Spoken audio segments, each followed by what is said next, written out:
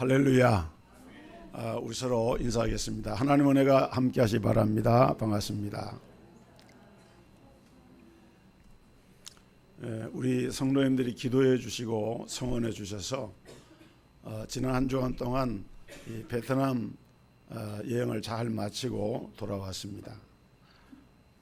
제가 갔던 곳은 이 베트남 북쪽에 있는 하노이라고 하는 베트남의 수도인데, 또 그곳은 그곳에서 한 160km 떨어진 곳에 하롱베이라고 하는 세계에서 가장 유명한 이 자연 경관, 바다 가운데 약 3,000여 개 섬으로 이루어진 그 관광지가 아주 유명한 곳이 있습니다. 그래서 그런 것을 돌아볼 수 있는 그런 기회가 됐습니다. 특별히 감사한 것은 베트남에서 사역하고 있는 또 우리 교회가 이제 부족하지만은 후원하고 있는 문남종 선교사님과 또 송재효 선교사님 부부 선교사님을 뵙고 이제 또 기도하고 또 교회에서 준비한 선교비를 드리고 선교 사역에 대한 그런 일정들을 돌아보면서 참 감사한 마음을 가졌습니다. 왜냐하면은 이 선교사님 부부는 원래 여기서 가까운 중량교교회, 예전에 정양수 목사님 심무하시던 중량교교회 장로님 부부였거든요. 이분들이 14년 전에 2003년이었죠. 2003년에 이제 목사 안수를 받고 그리고 이제 선교사로 바로 파송을 받아가지고 14년째 현지에서 선교 사역을 하고 있는 분들입니다. 그런데 저하고 나이 연배가 비슷한 분들인데 베트남 현지에 가보니까 기후라든지 생활 여건들이 굉장히 열악한 게 많습니다. 베트남 사람들의 그 한 달 봉급이 우리나라 사람들 한 10분의 1 정도밖에 안 돼요. 직장 들어가서 대학을 졸업하고 직장 들어가면은 한 달 받는 봉급이 한 25만 원, 30만 원 그 정도밖에 안 돼요. 그런 경제적으로 열악하고 그런 곳에서 특히나 이 두 분 선교사님은 제가 갔던 하노이가 아니라 남쪽에 옛날 사이곤이라고 그러죠. 지금은 호치민시라고 그럽니다. 그곳에서 이제 거점을 두고 선교 사역을 하는데 그 호치민시 안에만 한인 선교사들 한 100명가량 된다 그래요. 그 선교사협회 회장으로 일을 하고 또 그 사모님 되는 그 송재 선교사님은 굉장히 재능이 많습니다. 그래서 요리도 이렇게 잘하고 베트남 요리 한 베트남 이런 요리 이런 가게 역할도 하고 책도 만들고 그래서 이제 선교를 왜냐하면 사회주의 국가니까 직접적인 선교가 사실은 할 수가 없는 거예요. 그러니까 다양한 문화 방면으로 접근해서 선교를 하고 그다음에 이제 사이곤에서 그러니까 호치민시에서 제가 있던 하노이까지 비행기로 2시간이 거기 비행기로 2시간을 타고 왔어요. 와가지고 그래서 만나서 그 베트남과 국경을 두고 있는 것이 프놈펜 라오스인데 이 라오스 그 국경 지역에 있는 베트남도 또 소수 민족이 또 많이 있는데 오토바이를 타고 8시간 이상 들어가서 복음을 전하고 약 30여 명의 함께 돕는 현지 사역자들과 같이 팀 사역을 하면서 그야말로 헌신적으로 사역을 하는 그런 현장의 그런 모습과 그런 이야기를 듣고 참 감동을 많이 받고 또 위하여서 기도할 수 있는 그런 기회가 되었습니다. 여러분들이 베트남 선교 사역을 위해서도 계속 기도하고 또 힘을 모아서 후원하는 그런 귀한 복을 우리 성도들이 함께 누릴 수 있기를 주의 이름으로 축복합니다. 옛날 어느 나라에 두 마을이 있었는데요. 이 두 마을에는 마을 이름보다도 더 잘 불리는 별명이 있어요. 그 별명이 뭔가 하면은 한 마을은 불평촌이고 또 다른 마을은 감사촌이었습니다. 불평촌 사람들은 왜 불평촌이 됐는가 하면은 항상 불평을 하는 거예요. 비가 와도 불평을 하고 햇빛이 짱짱해도 불평을 하고, 봄이면 봄이라고 불평하고, 가을이면 가을이라고 불평하고. 그러니까 이 불평한 사람들은 항상 원망 불평이 가득합니다. 그래서 이 근심의 연기가 항상 입에서 막 쏟아져 나오는 거예요. 불평의 말이 막 쏟아져 나옵니다. 근데 감사촌 사람들은 그와 정반대로 이 사람들은 모든 일에 감사를 하는 겁니다. 일이 잘 때도 감사하고, 안 돼도 감사하고, 추우면 추운 대로 감사하고, 뭐 봄이 되면 봄이 됐다고 감사하고. 한 번은 불평촌 사람이 감사촌 마을을 방문했는데 들어가 보니까 전혀 딴 세상입니다. 아침부터 저녁까지 계속해서 이 사람들은 감사만 하는 거예요. 그래서 자기도 불평할 수가 없는 거예요. 계속해서 자기도 감사를 하루 종일 하다가 이제 해가 져서 이제 돌아오게 됐는데, 돌아와서 한다는 말이, 그 사람이 그렇게 말했다 그래요. 에이, 감사촌에 갔다가 얻어먹은 것도 없이 감사만 하고 왔다고. 그러고서 감사를 했다 그래요. 그런데 정말 감사촌의 그 불평촌의 사람이 그 감사하는 마음을 갖기 위해서 정말 그곳에 들어가서 이사를 했다 그래요. 왜냐하면은 불평촌에 살면은 항상 불평하게 돼 있는 거예요. 그런데 감사촌에 사는 사람들은 감사만 하더라는 겁니다. 오늘 여러분, 우리가 하루를 살면서 우리가 하는 말을 곰곰이 한번 살펴보면은 어떤 종류의 말을 우리가 더 많이 하는가? 부정적인 말을 더 많이 하는가? 아니면 긍정적인 말을 더 많이 하는가? 우리가 한번 가만히 생각해 볼 필요가 있습니다. 우리가 무슨 말을 하느냐에 따라서 우리 행복도가 거기에 결정이 되는 거예요. 오늘 우리가 맥주 감사 주일인데, 이 맥주 감사 주일은 성경에 기원을 두고 있는 유대의 중요한 절기로서 그 영적 의미를 받아서 우리가 하나님 앞에 지난 반년 동안의 삶을 돌아보면서 나의 삶에서 특별히 감사할 것이 무엇인가를 조용히 우리가 생각하고 헤아려 보면서 이 감사절을 지키는 것입니다. 우리가 사람들을 보면은 세 가지 유형의 감사에 대한 태도를 볼 수가 있는데, 첫째는 감사를 전혀 하지 않는 사람이 있어요. 인생을 살아가면서 자기 사전에는 감사라고 하는 말이 없어요.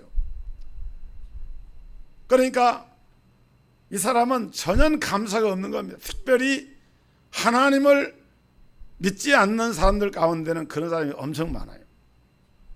뭐 감사할 것이 뭐가 있나? 로마서 1장 21절에 보면은 하나님을 알되 하나님으로 영화롭게도 아니하고 감사치도 아니하고 오히려 그 생각이 허망하여지고 마음이 미련하여져 어두워졌다. 그러니까 하나님의 은혜 같은 걸 감사할 수가 없는 거죠. 고국의 은혜, 부모님의 은혜, 스승의 은혜, 이런 은혜를 깨달지를 못하고, 그래서 하나님을 존중하지도 않고 감사하지도 않습니다. 아무리 돈을 많이 벌고 값비싼 차를 몰고 다니고 화려한 저택에서 문명의 이 길을 다 누리면서 살아도 그 마음속에는 감사가 없는 거예요. 성경에 보면은 이런 말씀이 나옵니다. 디모데후서 3장 1절로 5절에 네가 이것을 알라.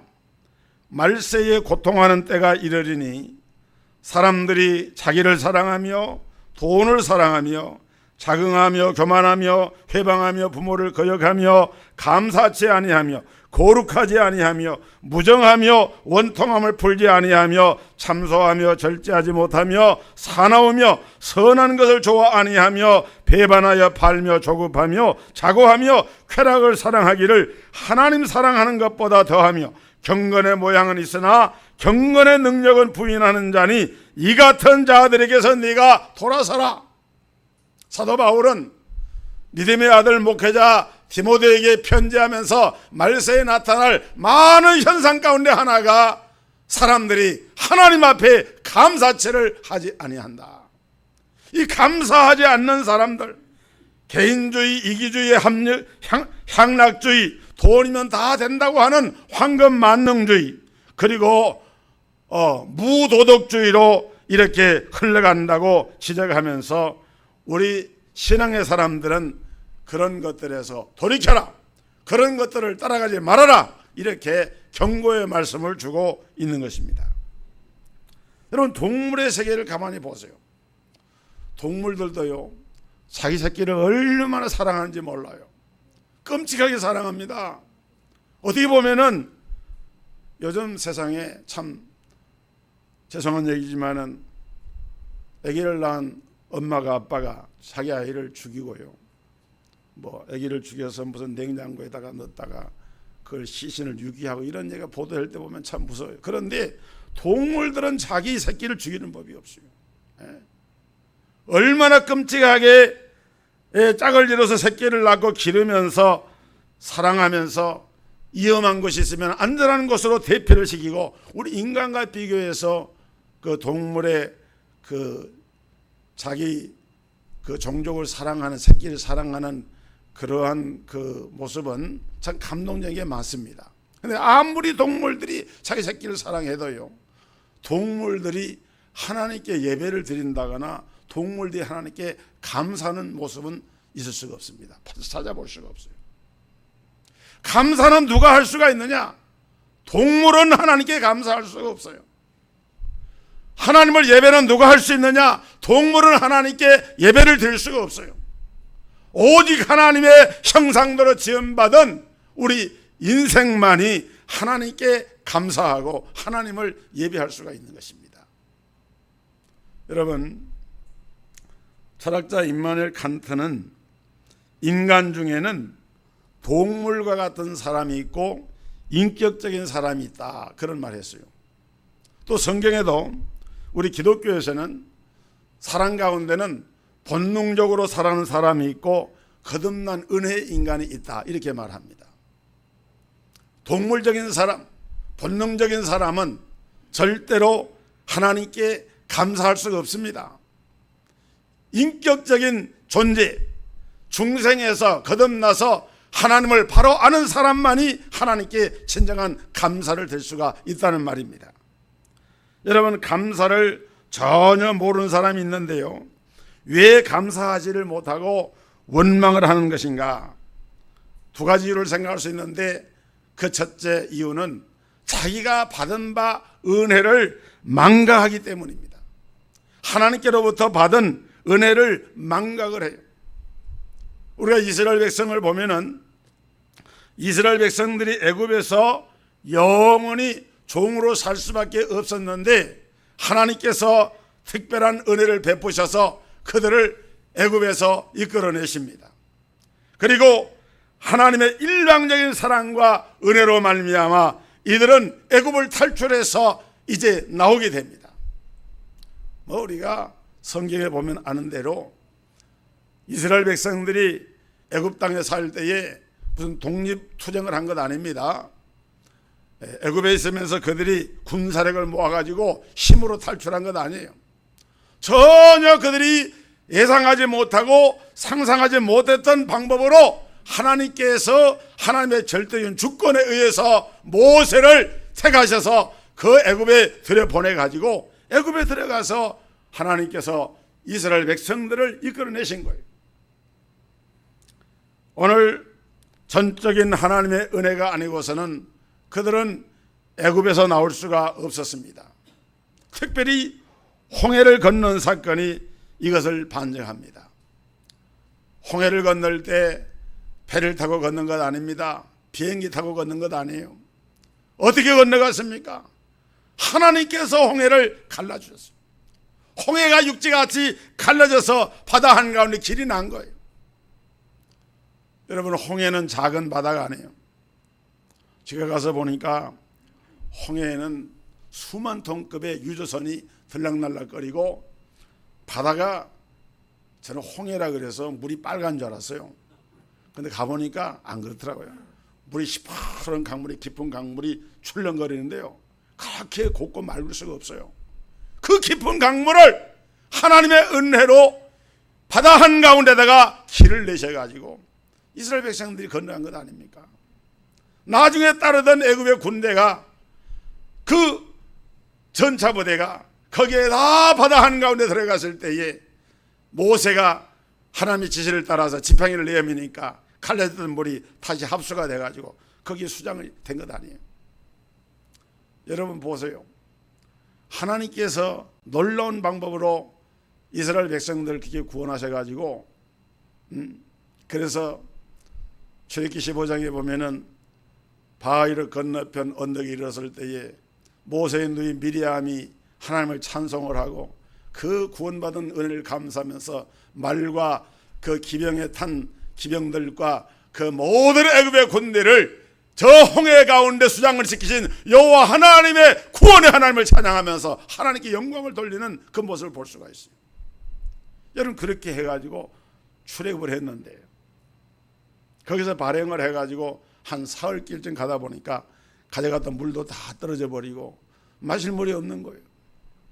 그런데 마라라고 하는 곳에 이르러가지고 마침 거기에 샘이 하나 있습니다. 그래서 샘물을 끌다가 물을 마셔보니까 이게 또 써가지고 먹을 수가 없어요. 그러니까 백성들이 금방 하나님을 향해서 원망을 하고 불평을 합니다. 야, 인심조석변이라고. 구원받은 은혜를 감사할 때는 언제고 좀 사흘길쯤 목말랐다고 금방 하나님을 원망하고 불평하고. 여러분 이것이 다른 사람이 아니라 애굽에서 구원받은 이스라엘 백성들이었고 이것이 다른 사람이 아니라 오늘 우리 안에 이런 모습이 있지 아니한가 우리 자신을 돌아봐야 한다는 거예요. 사람들은 은혜를 받고도 곧 잊어버립니다. 망각을 해버려요. 그것이 인간입니다. 여러분들은 그런 경우가 없습니까? 요즘은 부흥회를 많이 하지 않지만은 우리가 심령이 걸걸하고 이렇게 할 때 은혜를 받기 위해서 부흥회를 합니다. 부흥회 은혜 받을 때는 막 금방 그냥 붕붕 떠가지고 은혜가 돼가지고 이렇게 한대. 한 주간 딱 지나면은 그 받은 은혜를 언제 내가 은혜 받았는가 쉽게 그냥 은혜를 망각하고 잊어버린 경우가 많아요. 여러분 우리가 몸이 아프면은 병을 고침받을 때에 얼마나 감사합니까? 병을 고침받으면은 정말 내가 하나님 뜻대로 살겠습니다. 주님 위해 살겠습니다. 다짐을 합니다. 맹세를 합니다. 기도를 합니다. 헌신합니다. 그런데 세월이 흘러서 어느 정도 흘러가다 보면은 내가 그 절박하던 심정 가지고 하나님께 구했던 그 심정을 잃어버리고 은혜를 망각해버린 거예요. 내가 언제 아팠던가.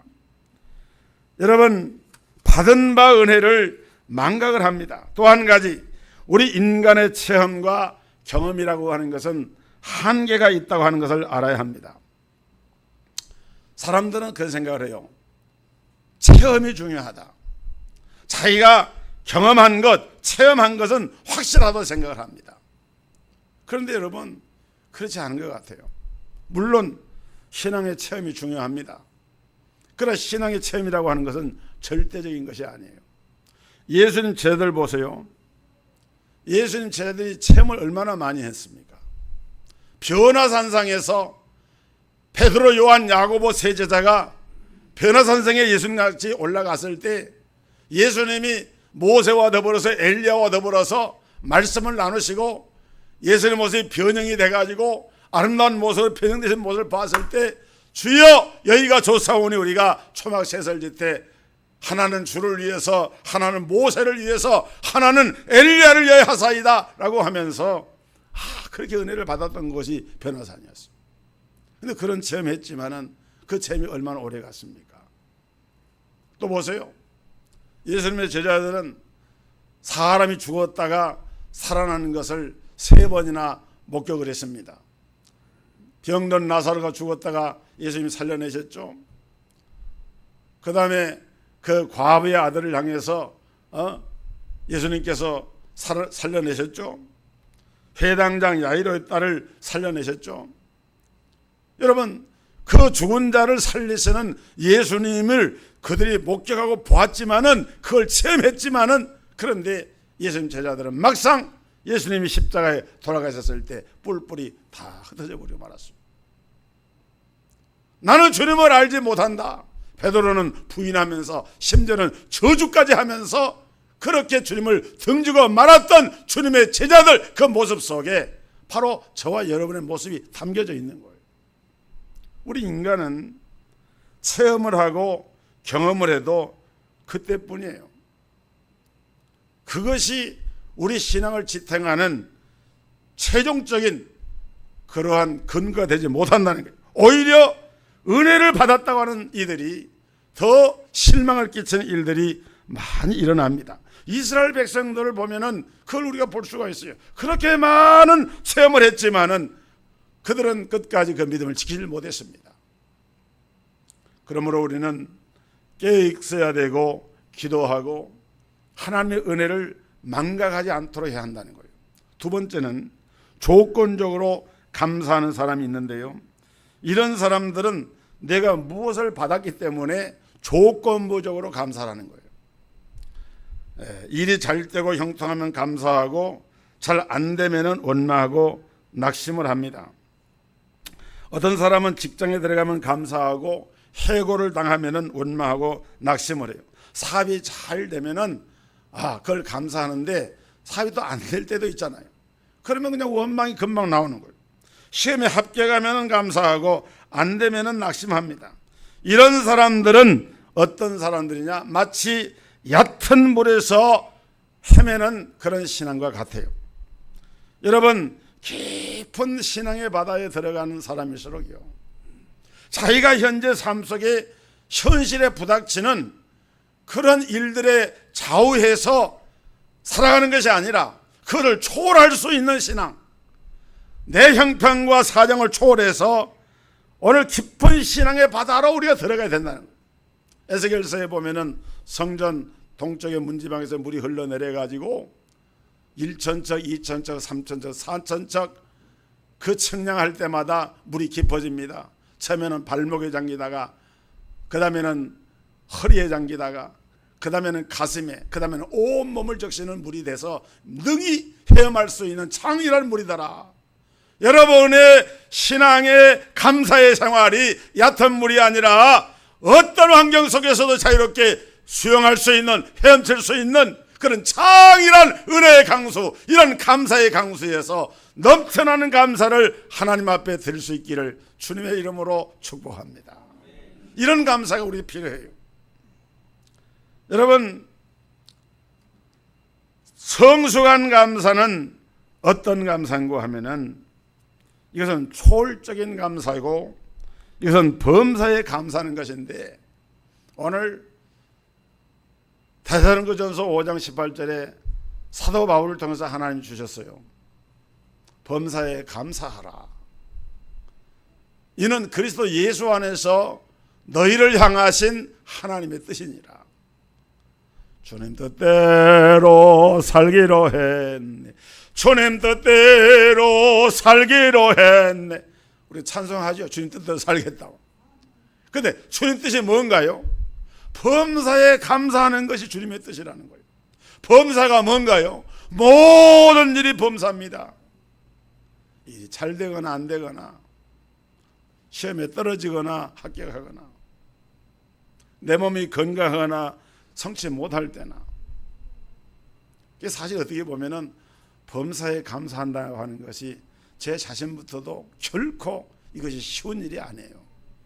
그런데 이것이 하나님 뜻이라는 거예요. 범사에 감사하라. 여러분, 우리 자신의 힘으로서는 범사에 감사할 수가 없습니다. 그러나 성령님께서 우리에게 은혜를 주시면은 감사할 수 없는 조건에서도 감사하게 되고, 불평할 수밖에 없는 데서도 오히려 거기서 감사할 수 있는 이런 은혜는 성령님께서 우리 가운데 역사하실 때 이루어지는 줄 믿으시기를 바랍니다. 성령의 은혜가 임해야 돼요.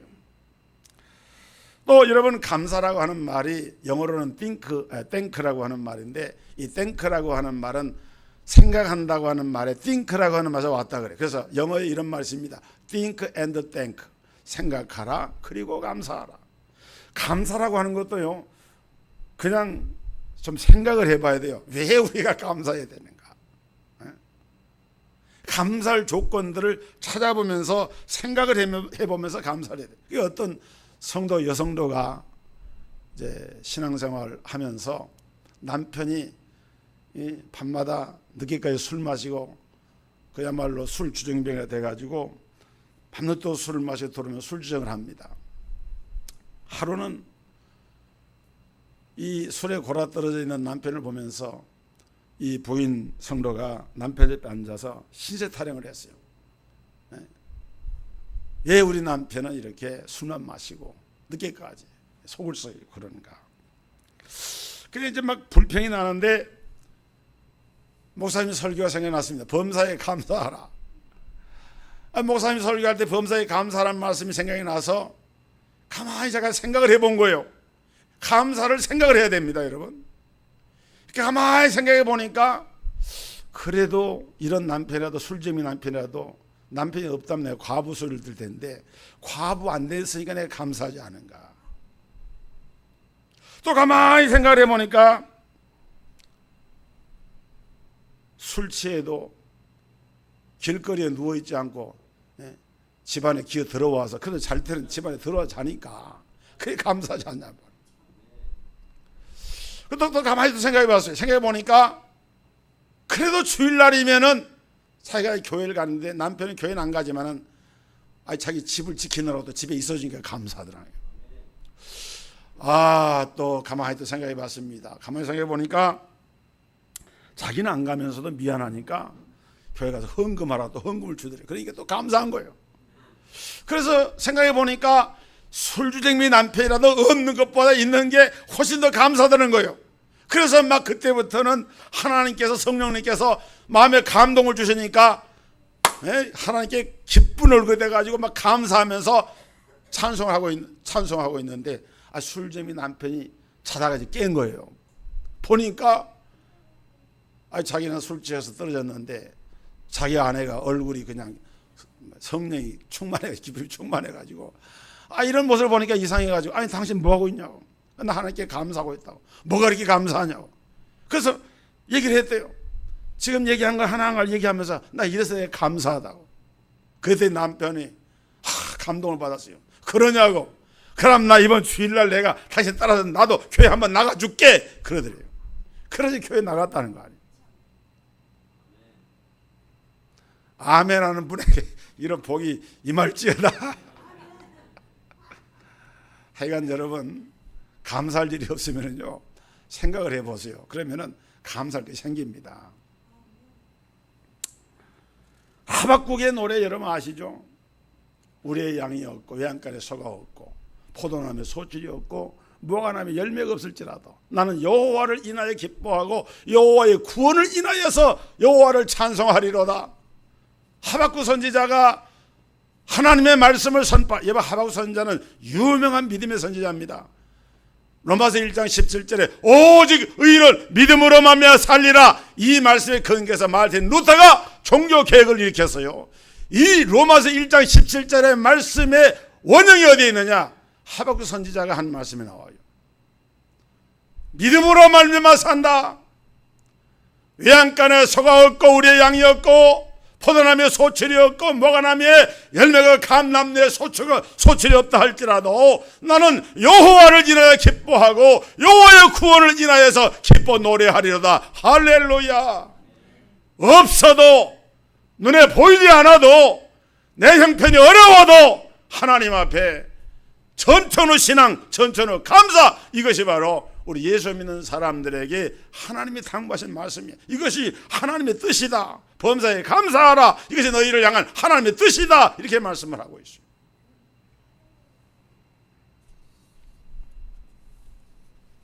나이 50이 넘은 여류 작가에게 아들이 하나 있었는데요. 군대 갈 나이가 되어서 신체 검사를 받는데 몸에 이상이 있음을 발견했어요. 진단 결과 암 판정을 받았습니다. 이 작가는 베스트셀러 작가예요. 책을 아무리 많이 넣고 베스트셀러 작가가 되었어도 자기 아들이 암으로 병으로 죽을 수밖에 없는 이런 사정 가운데 처하게 되니까 어쩔 수가 없습니다. 마지막으로 내어 달릴 수 있는 것은 신앙이었고 하나님뿐이었습니다. 어미보다 먼저 가려는 자식을 품에 안고 하나님께 절규하면서 하나님 왜 먼저 데려가십니까? 살아계신다면 한 말씀만 해 주십시오. 하나님이 살아계신다고 하면은 한 말씀만 해 주십시오. 그러나 하나님은 아무런 말씀이 없었어요. 그리고 아들은 결국 젊은 나이에 이제 세상을 떠나게 됩니다. 장례를 지내고 난 후에 그녀는 아들은 잃었지만 귀중한 것을 얻었습니다. 그건 뭔고 하면은 생명이라고 하는 것은 어느 누구도 어떻게 할 수가 없고, 생명이라고 하는 것은 하나님이 주인이시기 때문에 하나님의 손에만 있다고 하는 걸 깨닫게 되고, 그녀는 이렇게 말합니다. 하나님, 그래도 감사합니다. 아들은 죽은 것이 아니라 하나님의 나라에 먼저 간 것뿐이며 장차 나도 그곳에 들어가서 그 아들을 만나게 될 줄로 믿습니다. 그러면서 마음의 위로를 받았습니다. 그녀는 아들이 죽었어도 감사를 찾았습니다. 죽음이라고 하는 것은 영원한 이별이 아니라 다시 만날 수 있게 된다고 하는 사실을 기억하면서 감사를 했어요.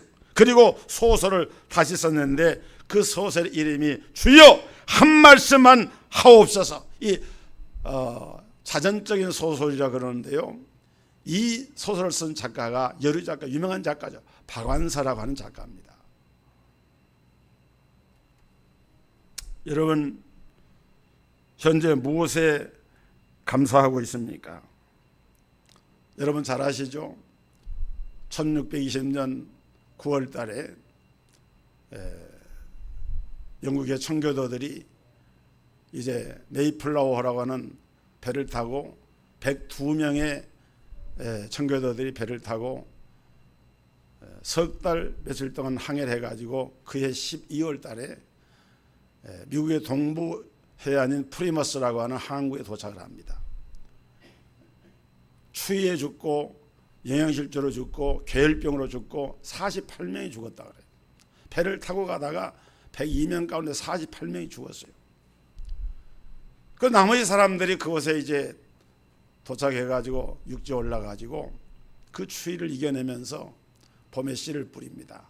감자 씨를 뿌리고 가져간 옥수수를 심고 거기 인디언들의 도움을 받아가지고 작은 초막을 지었어. 그러면서 살면서 그들이 가을에 추수를 하게 되는데 그 추수를 하면서 하나님께 감사하면서 첫 감사 절기 예배를 드린 거예요. 그게 추수감사죠. 여러분, 그들은 어떤 감사를 했겠습니까? 비록 미지의 땅 아메리카 대륙에서 추위와 싸우고 인디언과 싸우고 가난과 싸우고 배고픔과 싸우는 가운데 있지만은 그래도 우리가 하나님, 왜냐하면 영국의 청교들이 그 당시 영국의 국계로부터 엄청난 박해를 받아가지고 신앙을 지킬 수가 없기 때문에 신앙을 사수하기 위해서 이번에 미국 가졌던 대통령이 장진호 그 전투 미 해병사단의 전투를 기념하는 곳에 가서 그곳에서 이제 기념 식사를 하는 아주 감동적이더라고요. 왜냐하면 자기 부모님이 그때 그 흥남부두 철수할 때 그 배를 타고 내려왔으니까 그 해병대에 의해서, 그래서 그것을 감사하고 많은 사람들이 감동을 주었는데, 여러분 정말 죽음 앞에서 위기에 처한 그런 가운데서도 하나님이 함께 하셨기 때문에 자기의 신앙을 지킬 수 있었다. 그 흥남부두 철수할 때도 그 많은 14,000명이라 그래요. 그 14,000명의 탄 피난민들 가운데 대다수는 기독교인들이었어요. 북한에서 신앙을 지키기 위해서 이것을 더 이상 신앙을 지킬 수가 없다. 그래서 생명을 걸고 탈출한 거 아닙니까? 사흘 동안 거제도 내려갈 때까지 먹지도 못하고 선체로 눕지도 못하고 배가 누울 자리가 없어요. 배에서 내려가면서 임신한 그 산부가 아이를 3명을 낳았다 그래요. 그러면서도 자유를 찾아서 신앙을 찾아 내려가. 그런 것처럼 청교도들도 신앙을 찾아서 하나님을 경외하기 위해서 그렇게 간 거예요. 그래서 그것을 감사한 거예요. 오늘 우리 성도들에게 이런 진정한 맥주 감사주의를 맞이해서 전천후 감사, 하나님께서 어떤 환경에서라도 범사에 감사하며 살겠다고 하는 이런 믿음의 고백이 있어지기를 주의 이름으로 축원합니다. 기도하겠습니다. 거룩하신 하나님 아버지, 우리가 하나님의 은혜로 구원받고 늘 성령의 인도함 가운데 살지만은 자신도 알지 못하는 사이에 하나님의 은혜를 망각하고 우리의 체험도 우리 한계 때문에 깨달지를 못하고, 그래서 우리가 때로는 원망하고 불평하는 말을 할 때가 많았음을 주님 앞에 고백합니다. 주여 용서하여 주시고 다시금 우리 마음속에 참으로 주님의 말씀, 너희는 범사에 감사하라, 이는 그리스도 예수 안에서 너희를 향하신 하나님의 뜻이니라. 하나님의 뜻이니라. 하나님의 뜻이니라. 이 감사하는 삶이야말로 하나님의 뜻인 것을 알고 우리가 진정으로 어떤 환경에서라도 감사할 수 있는 삶을 살아갈 수 있도록 은혜를 베풀어 주옵소서. 예수 그리스도 이름으로 기도하옵나이다. 아멘.